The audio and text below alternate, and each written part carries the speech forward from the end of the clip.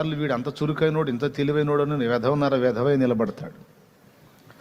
వీడొట్టి వెధవ, వీడు బతకడం చేతగానోడు, వీడికే మేము కూడి పెట్టాల్సి వచ్చేటట్టుంది బతుకాలం అనుకున్నోడే శ్రేష్ఠుడై వాడే తల్లిదండ్రులకు సహకారిగా మారే అవకాశం. చదువు చెప్పే పంతులు కూడా తేడా పడే అవకాశం ఉంది. అసలు వీడు మామూలుగా చదవడు, వీడు తెగ చదివేస్తాడు, వీడికి మామూలుగా అట్లా ఉంటుంది భవిష్యత్తు ఎట్లా ఉంటుందని అంచనా వేసిన వాళ్ళేం బికారోళ్ళై తిరుగుతున్నారు. అరే వెధవల్ని చూసా కానీ నీ అంత పనికి మళ్ళీ చూడలేదురా, అరే నీకు చదువు చెప్పటం నా వల్ల కాదురా, నీకు దండం పెడతా అని వెధవాయిలుగా బిరుదాంకితులైన వాళ్ళు మొనగాళ్ళై ఉద్యోగాలు చేస్తున్న వాళ్ళు ఉన్నారు. మనుష్యుల ఆలోచనలు తల్లక్రిందులు చేస్తాడండి దేవుడు. అంతా ఆయన గుప్పెట్లో పెట్టుకున్నాడు. నువ్వు తెలివిగల్లోడు అనుకున్నాడు వెధవైపోవచ్చు, నువ్వు వెధవ అనుకున్నాడు మొనగాడు కావచ్చు. ఒక సినిమా కవి ఒక పాట రాశాడు, నీది నీది అనుకున్నది నీది కాదురా, నువ్వు రాయన్నది ఒకనాటికి రత్నమవునురా అని. మన జీవితాల్లో కూడా చూస్తాం, చివరికి కాదు వేస్ట్ అనుకున్నదే మనకి ప్రయోజనకరంగా మారింది. ఎందుకంటే అంతా ఆయన చేతుల్లో ఉంది. యెషయా ఆలోచనల్లో దావీదు అసమర్థుడు, మిగిలిన కొడుకులు రాజ్యాధికారము చేయడానికి సమర్థులు. ఎందుకంటే వాళ్ళకు ఉండాల్సిన టాలెంటు, వాళ్ళకు ఉండాల్సిన సామర్థ్యం, దానికి సంబంధించినటువంటి అవగాహన, ఆ రాజ్య పరిపాలనా విధానం, సైన్యంలో ఉండి అనుభవించారు కనుక సైన్యాన్ని నడిపించే సామర్థ్యం, ఇవన్నీ మిగిలిన కొడుకులకు ఉంటాయి. కానీ వాడికేం తెలుసు గొర్రెలు కాసేవాడికి అనే యెషయా యొక్క అభిప్రాయాన్ని తల్లక్రిందులు చేశాడు దేవుడు. ఎందుకో తెలుసా? యెషయా, ప్రజలు నావారు, వారిని పరిపాలించవలసింది రాజు కాదు నేను. నీ కొడుకుల సామర్థ్యం గుర్తించావు, వాళ్ళ సామర్థ్యంతో నా ప్రజల్ని పాలిస్తారా? పనికొస్తుందా వాళ్ళ సామర్థ్యం? అన్ని విధాలా పనికొస్తుందా? పనికిరాదు. నా ప్రజలను పాలించాలి అంటే అతడు నా సామర్థ్యము పొందినవాడై ఉండాలి, అతడు నన్ను ఆశ్రయించువాడై ఉండాలి, నా మీద ఆధారపడేవాడై ఉండాలి. దీన్ని రుజువు కూడా చేసి చూపించాడు యెషయాకి, శామ్యూయల్కి కూడా. దేవునికి స్తోత్రం కలుగును గాక. ఎట్లా? సమర్థులు అనుకున్న కొడుకులేమో యుద్ధ రంగంలో అసమర్థులుగా ఉంటే, వీడికి అసలు యుద్ధ నైపుణ్యం తెలియదు, వీడంత సామర్థ్యుడు కాదు అనుకున్న దావీదు పోయి వాడిని వడగొట్టొచ్చాడు. ఇక్కడ బలం వాళ్ళ వ్యక్తిగత, వాళ్ళ స్వీయ బలం పనిచేసిందా, దేవుని బలం పనిచేసిందా? వాళ్ళకున్న కండబలం, యుద్ధ సామర్థ్యం, పనితనపు జ్ఞానం వాళ్ళదైతే దావీదుకి ఏం లేకపోయినా దావీదు బలం దేవుడే. నేను చెప్తున్నా, నిజంగా బలవంతుడు ఎవడో తెలుసా? నిజంగా బలవంతుడు ఎవడో తెలుసా? కనీసం 150 కేజీలు ఉండాలి బరువు. ఎన్ని? 150 కేజీలు ఉండాలి. రోజుకు 10 కోళ్ళు తినాలా. వారానికి ఎన్ని కోళ్ళు? 70 కోళ్ళు తినేవాడై ఉండాలి. ఒక గొర్రె పొట్టేలు మొత్తం ఒక 2 రోజులు 3 రోజులు తినేసేయాల. ఆ విధంగా తిని బాగా కండలు బాగా మెలిదిప్పి నిలబడాల. వాడు బలవంతుడు. అంతేనా? వాడు బలవంతుడా? ఫోజులు ఇయడానికి తప్ప దేనికి పనికిరాదు. అది ఫోటోలకి ఫోజులు ఇయడానికి తప్ప దేనికి పనికిరాదు. ప్రపంచమంతటి మీద నిజంగా ప్రపంచంలోనే బలవంతుడు ఎవడు అంటే దేవునిని ఆశ్రయించేవాడు, దేవునినే తన బలముగా చేసుకున్నవాడు. ప్రపంచంలోనే బలవంతుడు వాడు. దేవుణ్ణే నా బలంగా చేసుకుంటే నాకన్నా బలవంతుడు ఇంకొకళ్ళు లేడు. ఏందిరా నీ బలం, ఏందిరా నీ దమ్ము, ఏందిరా అసలు నీ వ్యవహారం అంటే చెప్పాల. దేవుడురా. ఏందిరా అంటే దేవుడురా. ఏందిరా అంటే దేవుడురా. ఆయన నా బలం. నా బలమా నా కోట ఆరాధన నీకే. నా బలమా నా కోట ఆరాధన నీకే. నా దుర్గమా ఆశ్రయమా ఆరాధన నీకే. నా దుర్గమా ఆశ్రయమా ఆరాధన నీకే. ఆరాధన ఆరాధన అబ్బా తండ్రి నీకేరయ్యా. రాజా నీ భవనములో వేయింపవలు వేచియుందును. యేసు రాజా నీ భవనములో వేయింపవలు వేచియుందును. నిన్ను స్తుతించి ఆనందింతును. స్తోత్రం. నా చింతలు మరచెదను, నిన్ను స్తుతించి ఆనందింతును. నా చింతలు మరచెదను. యేసు రాజా నీ భవనములో రేయింపగలు వేచియుందును. దేవునికి మహిమ. దేవునిని తనకు బలముగా చేసుకున్నవాడు సింహాల కంటే బలం గల్లోడు, ఎలుగుబంట్ల కంటే బలం కలిగినవాడు. మళ్ళీ అంత పర్సనాలిటీ ఏం కనపడదు, మామూలుగానే ఉంటాడు. 5'35" ఉంటాడు. కండలు మెలిదిరిగిన కండల వీరుడేం కాదు, మామూలుగా అందరిలానే సాఫ్ట్గా సాదాగా ఉంటాడు. చూడండి, మిగిలిన కొడుకులకి ఏమో సొంత సామర్థ్యం ఉంది. పాపం ఈ చిన్న కొడుకు ఏ సామర్థ్యం లేదు. యెషయి ముద్దు కొడుకు. ఏమండి, యెషయి ముద్దుల కొడుకు దావీదు. యెషయి మొద్దు నుండి చిగురు పుట్టును అనుంది కదా. యెషయా గ్రంథం 11వ అధ్యాయము 1వ వచనం నుంచి చూస్తే యెషయి మొద్దు నుండి చిగురు పుట్టును. యెషయి ఆశీర్వదించబడిన వాడు, ఆయన కొడుకు దావీదు. మరి నా చిన్న కొడుకు వీడు పిచ్చోడు, వీడు అమాయక చక్రవర్తి, ఆ గొర్రెలు తప్ప వీడికి పాప రెండో ప్రపంచం తెలియదు. వీడిని ఎత్తినంత బరువు వేసావయ్యా, ఈ పసివాడిని ఎత్తినంత భారం పెట్టావయ్యా. వాడికి ఏం తెలుసయ్యా, వాడికి యుద్ధ నైపుణ్యం తెలియదు, వాడికి అంత బలము లేదు. ఒక తండ్రిగా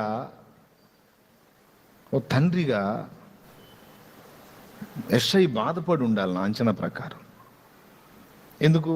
ఏమీ తెలియని కొడుకుకు రాజ్య పట్టాభిషేకం చేయటానికి దేవుడు సంకల్పించాడు, ఇతన్ని కోరుకున్నాడు అంటే మరి దేవుని తలంపులు యెషయికి అర్థం కావు కదా. నాకు తెలిసి ఏడ్చుకొని ఉంటాడు దావీదుని చూసి, దగ్గర తీసుకొని కౌలించుకొని, నా కుమారుడా నువ్వు పసివాడివిరా, ఈ జనాలు మామూలు కాదు, వాళ్ళ తెలివి, వాళ్ళ జ్ఞానం, వాళ్ళ చురుకుదనం. మీ అన్నయ్య వాళ్ళన్నా అయితే తెలివి గల్లోళ్ళరా, వాళ్ళు ఎట్లోకట్లా చేసి లాక్కొస్తారు నాకు తెలిసి. నువ్వు అమాయకుడివిరా, నీకేం తెలియదు. నీ మీద ఏందయ్యా ఇంత భారం పెట్టాడేంట్రా దేవుడు, నీకేందయ్యా ఇంత బాధ్యత అప్పచెప్పాడు దేవుడు అని ఆ కొడుకును దగ్గరకు తీసుకొని ఏడ్చుకొని ఉండొచ్చు.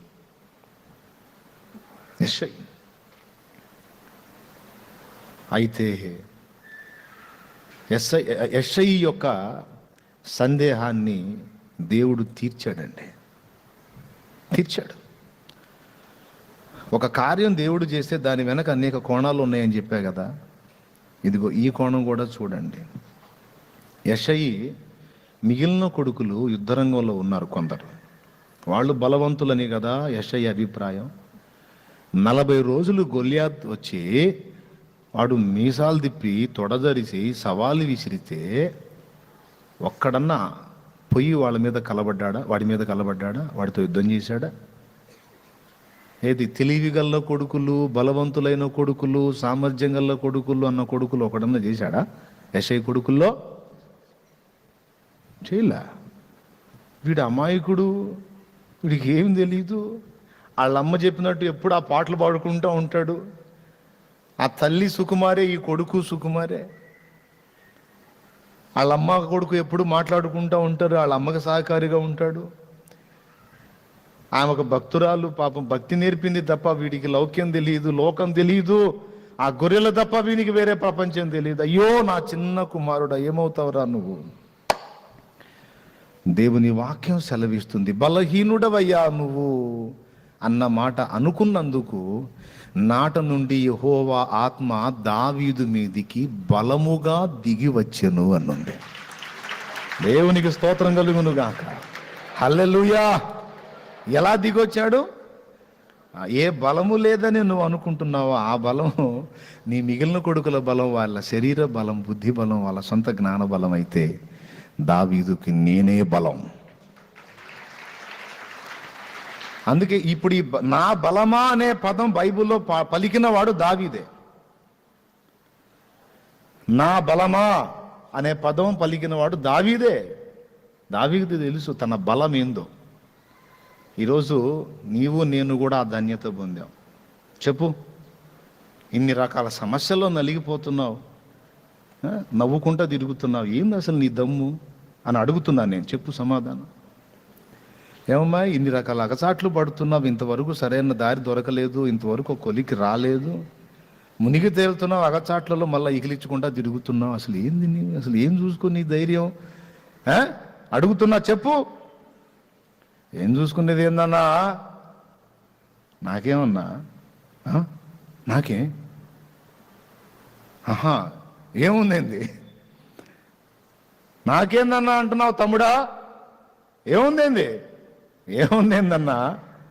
బలం ఉంది. ఏం బలం ఉంది? అందరికి మించిన బలం ఉందిలే నాకు. సహాయం ఉంది నాకు. ఏందా బలం? ఎక్కడ ఆ సహాయం అంటే ఆ బలము ఆ సహాయము రెండు నా యేసయ్యే. నా ప్రభువే నా బలం, నా ప్రభువే నా సహాయం. నా మీద నేను ఆధారపడితే మీలాగనే ఎర్రి ముఖం వేసుకొని, ఏడుపు కొట్టు ముఖం వేసుకొని చీదేసుకుంటా తిరుగుతా. నా బలం మీద నేను ఆధారపడితే, నేను ఆధారపడ్డవాడు బలవంతుడు. నేను బలహీనురాలనే కానీ నేనెవని మీద ఆనుకున్నానో ఆయన బలవంతుడు. ఆయన బండ సిగ్గుపరచడు నన్ను. అలాంటి వాడు నాకు తోడై ఉన్నాడు. ఏం చూసుకొని నీ ఇంత దమ్ము చూపిస్తున్నావు అంటే ఏ సైన్ చూసుకొని ఎంతైనా చూపిస్తా. గుండె మీద చేసుకొని చెప్పొచ్చు మనం. అరే ఊరు మొత్తం కలిసి ఇంతన గందరగోళం అవుతున్నావు, వాడేంద్ర లెక్క లేకుండా తిరుగుతున్నాడు. గట్టిగా 2 గుద్దులు గుద్దితే సచ్చేటట్టు ఉంటాడు, వాడేంద్ర మనల్ని అందరినీ గందరగోళం చేస్తున్నాడు అనుకుంటుంటారు కొన్ని ఊళ్ళల్లో. అనుకోవటమే తప్ప ఏం చేయలేడు. వాళ్ళందరూ కలిసి ఒక గుద్దేదానికి ముందు అసలు ఆయన ఒక్కసారి ఊహు అని ఊదాడు అనుకో, ఎక్కడోడొక్కడ మంచాన పడతారు. దేవునికి స్తోత్రం కలుగును గాక.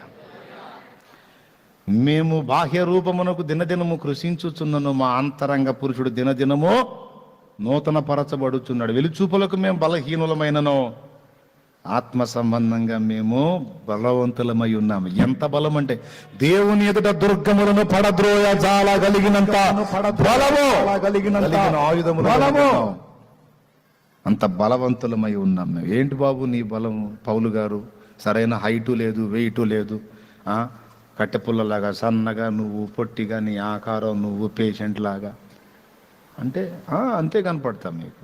కానీ ఈ అవతారం చూసే దయ్యాలు గడగడ వణికి పారిపోయినాయి. దేవునికి స్తోత్రం. పౌలు లావు ఎత్తు పొడుగు చూసా పుతోను దయ్యం పారిపోయింది. వెలుచూపులకేమో శుష్కించి చికిత్సల్యమై పొట్టిగా బలహీనంగా ఏదో అదో రకంగా ఉన్న పరిస్థితి. మనుషుల్లో మాత్రం అతన్ని ఎవరు లక్ష్య పెట్టని స్థితి. పాపం పౌలు ఆహార్యాన్నే కాదు ప్రసంగాలు కూడా కొరగాని అన్నారట. పౌలు ప్రసంగాలు కూడా నచ్చలేదంట అప్పటి వాళ్ళకి. కానీ ఎంత బలం, ఎంత అభిషేకం, దయ్యము బట్టి సోది చెప్పుడు చేత యజమానులకు లాభం సంపాదించే అమ్మాయికి పట్టిన దురాత్మను, ఏయ్ అపవిత్రాత్మ యేసు నామములో ఆజ్ఞాపిస్తున్నాను, ఆ బిడ్డను వదిలిపో. ఒక్కటే మాట. ఇక ఆమె చుట్టూ తిరిగి భజన చేసింది లేదు, స్తోత్రం స్తోత్రం అని బాధింది లేదు. దేవునికి స్తోత్రం, హల్లెలూయా. కొంతమంది ఏం కొట్టినా కొడుతున్నారు. యేసు రక్తమే జై అంటాం, పెటామని కొట్టడం.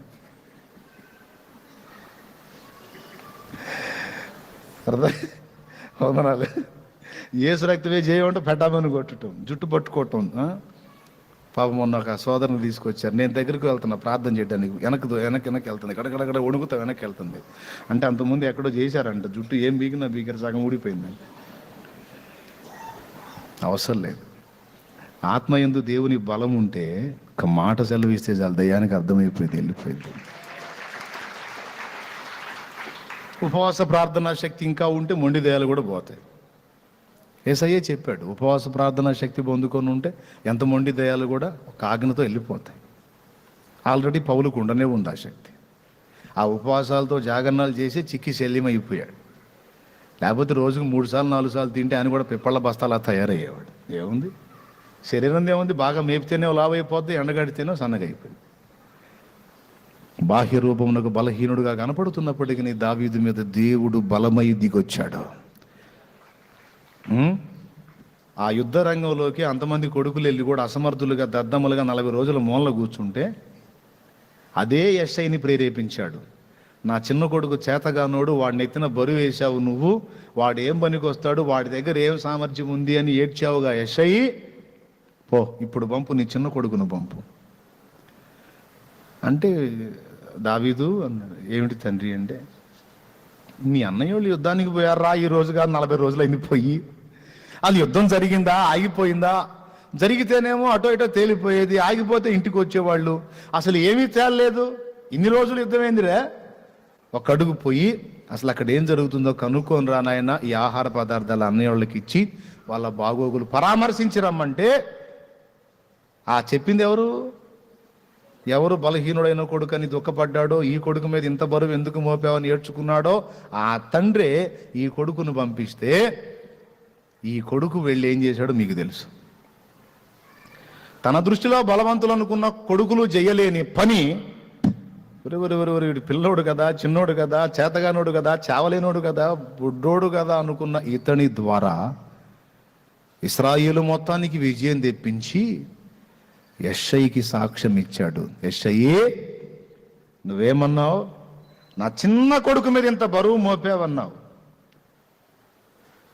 ఒట్టి పాత్రే అడ్డం పెట్టింది నేను. దావీదు నాకు ఇష్టడు, నీకన్నా తెలివైనోడు. దావీదుకు ఒకటి తెలుసు, నీకు తెలియంది తెలుసు దావీదుకి. ఏంటో తెలుసా?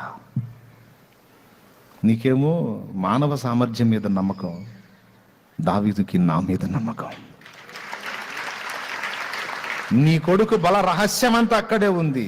ఏమిటి అంటే, నీ కొడుకుకు నేనంటే ఎంతో ఇష్టం, ప్రేమ, అభిమానం, పిచ్చి, విశ్వాసం. అందుకే నీ కొడుకు, నీ చిన్న కొడుకు అంటే నాకు ఇష్టం. హల్లెలూయా, హల్లెలూయా. అంతే చాలు నాకు అది.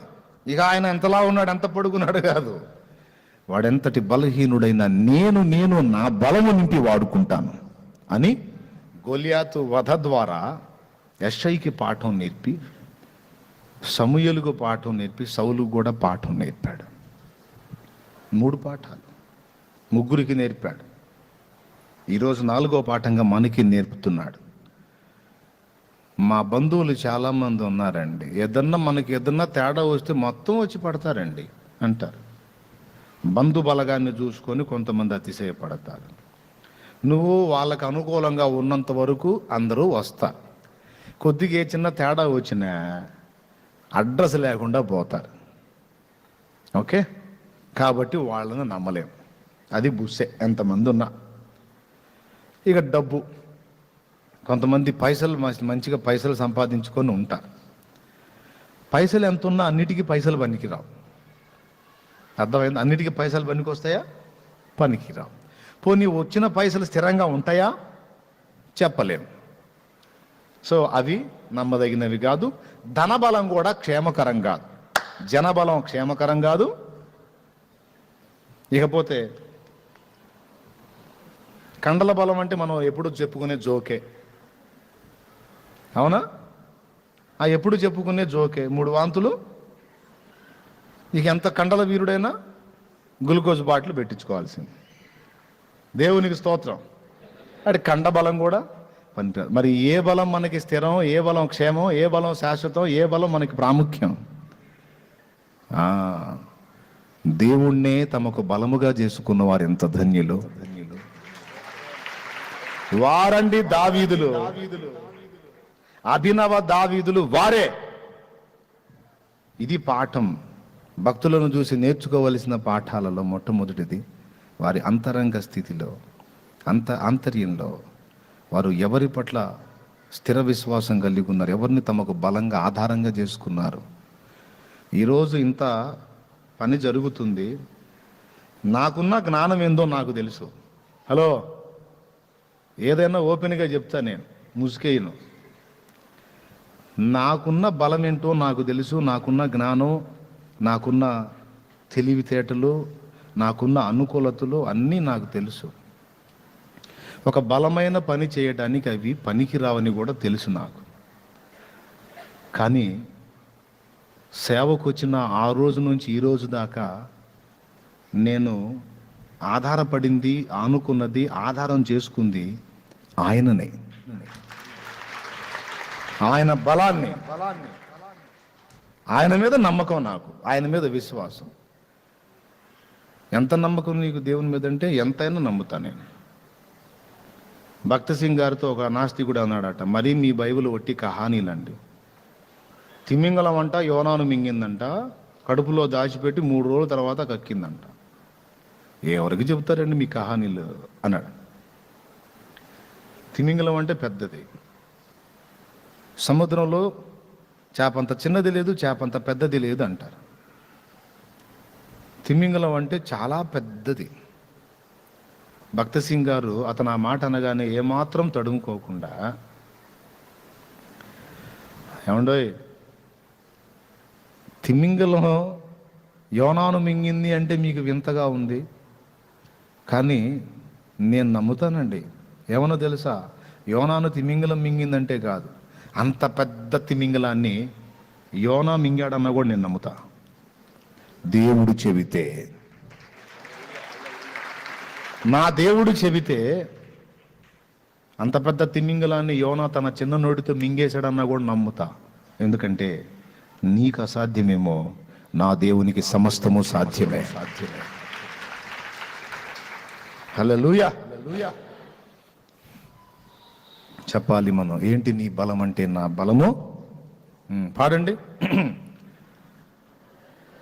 అదే పాడతారా? ఓరి ఈ బలం మీద మస్తు పాటలు ఉన్నాయి.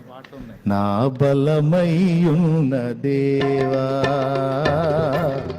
నా బలమయ్యున్న దేవా,